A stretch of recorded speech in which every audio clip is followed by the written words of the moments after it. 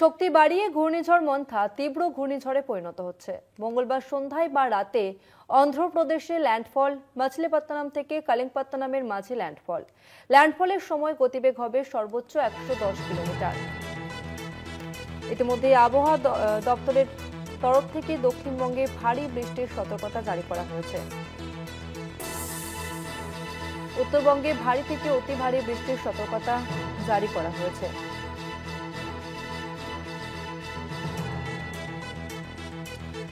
শক্তি বাড়িয়ে উপকূলের দিকে এগোচ্ছে মন্থা।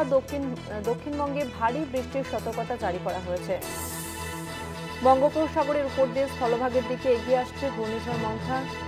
মঙ্গলবার প্রবল ঘূর্ণিঝড়ে পরিণত হওয়ার কথা রয়েছে। রাতেই অন্ধ্রপ্রদেশ উপকূলে আছড়ে পড়তে পারে এবং এর প্রভাবে দক্ষিণবঙ্গের বেশ কয়েকটি জেলাতে বৃষ্টির সম্ভাবনা। ইতিমধ্যে আপনাদের 4 জায়গার ছবি দেখাচ্ছি। অন্ধ্রপ্রদেশ, ওড়িশা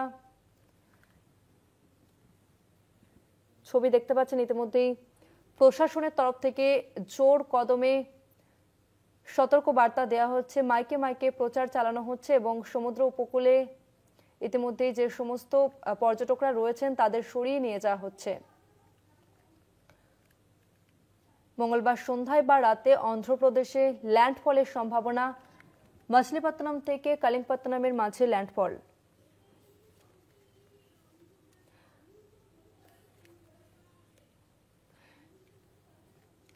আমরা বিস্তারিত জানবো। আমাদের সঙ্গে নিউজ রুম থেকে সরাসরি রয়েছে আমাদের প্রতিনিধি অঙ্কুর ভট্টাচার্য। অঙ্কুরদা, ঘূর্ণিঝড় মন্থার অবস্থান এখন কোথায়, কি জানা যাচ্ছে?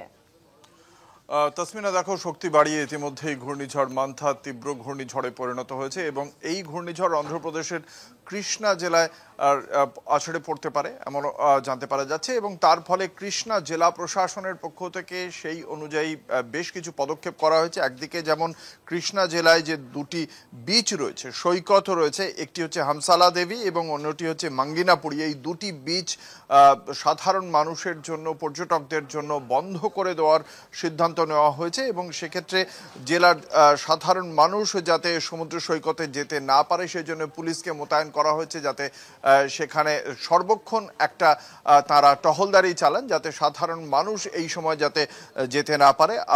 গত রবিবার থেকেই এই পদক্ষেপ করা হচ্ছে, একটা নজরদারি রাখা হচ্ছে, কারণ বলা হয়েছিল 27 থেকে 29 অক্টোবর অর্থাৎ সোমবার থেকে বুধবারের মধ্য দিয়ে এই ঝড় বয়ে যাবে এবং সেক্ষেত্রে ব্যাপক বৃষ্টিরও কথা বলা হয়েছে। সেই কারণে যাতে কোনো প্রকার প্রাণহানি বা সম্পত্তির হানি যাতে না হয় তার জন্য যাবতীয় পদক্ষেপ করা হচ্ছে।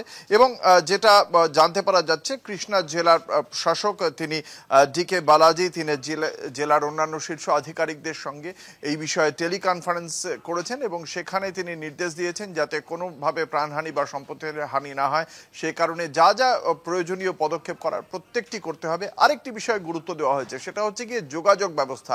এই ঘূর্ণিঝড়ের ফলে আমরা জানি যে কারণে বিভিন্ন সময় এর আগেও বেশ কিছু টেলিফোনের, মোবাইলের যে টাওয়ার হয় সেই টাওয়ার অনেক সময় পড়ে যায়, যার ফলে ঘূর্ণিঝড়ের জন্য যোগাযোগ ব্যবস্থা প্রচণ্ড সমস্যার মধ্যে পড়ে। মানুষ যদি সমস্যার মধ্যে পড়েন, যোগাযোগ করতে ফলে সেই তারা যে সমস্যার মধ্যে রয়েছে সেটা জানতেই পারবে না প্রশাসন। ফলে সেই কারণে যাতে সেলফোনের টাওয়ার যাতে কোনো রকমভাবে সমস্যার মধ্যে না পারে, যদি সেই টাওয়ার পড়েও যায় বা সেটা যদি যোগাযোগ বিচ্ছিন্ন হয়ে যায়, সেই এলাকায় যাতে দ্রুত সেই যোগাযোগ আবারও ফিরিয়ে দেওয়া যায়, তার জন্য যা যা করণীয় তার জন্য প্রয়োজনীয় আধিকারিকদের তিনি নির্দেশ দিয়েছেন। এবং একই সঙ্গে যেটা বলা হচ্ছে যে এই ঘূর্ণিঝড়টি মাছলিপত্তনম উপকূলের কাছে আসার সম্ভাবনা ছিল এবং মাছলিপত্তনম এবং কালিঙ্গপত্তনম এই উপকূলের মাঝখানে স্থলভাগে আঘাত হানার সম্ভাবনা রয়েছে। ফলে এই দুটো জায়গা, এই মধ্যবর্তী জায়গাটায় অত্যন্ত বেশি নজরদার চালানোর জন্য নির্দেশ দেওয়া হয়েছে এবং বিচ বন্ধ করে দেওয়ার পাশাপাশি সমস্ত জায়গায় পুলিশ থেকে শুরু করে অন্যান্য প্রত্যেকটি বিভাগকে তৎপর হয়ে নজরদারি চালিয়ে যাওয়ার নির্দেশ দেওয়া হয়েছে জেলা প্রশাসনের পক্ষ থেকে। তসমিনা, ধন্যবাদ অঙ্কুরদা।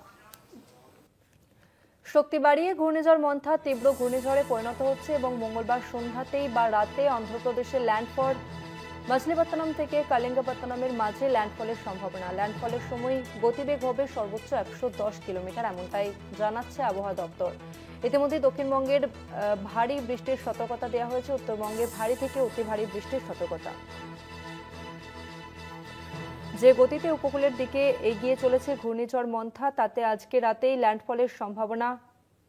এবং এই ঝড় যখন উপকূলে ঢুকবে তখন এর সর্বোচ্চ গতিবেগ থাকবে 110 কিলোমিটার, এমনটাই জানাচ্ছে আবহাওয়া দপ্তর।